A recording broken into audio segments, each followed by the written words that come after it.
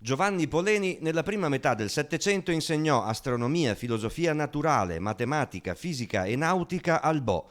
Lavorò molto anche per la salvaguardia del territorio della Repubblica di Venezia. Stimato da Eulero, Newton, Leibniz e Cassini, fece parte delle maggiori accademie europee. Nelle sale del Museo della Fisica, lui intitolato in via Loredan 10, si compie un vero viaggio nel tempo che inizia dal gabinetto di fisica avviato da Poleni nel 1739 fino alle ultime ricerche. E non mancano le curiosità. Ad esempio, Poleni restaura la cupola di San Pietro a Roma, viene incaricato dal Papa di questo restauro per fare quegli esperimenti, per definire come e quali cerchioni fissare alla cupola per consolidare la cupola. Utilizza una macchina che per la prima volta viene esposta al museo.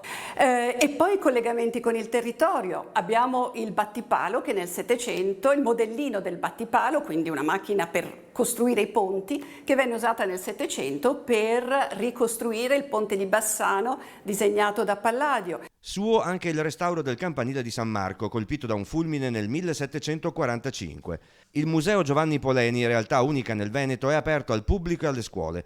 In Italia, oltre al Galileo di Firenze, esistono musei universitari di storia della fisica a Napoli o Pavia, ma le loro raccolte non coprono un arco temporale così ampio e con una tale varietà e ricchezza di strumenti. Il Museo di Storia della Fisica è in realtà la storia della scienza, dell'importanza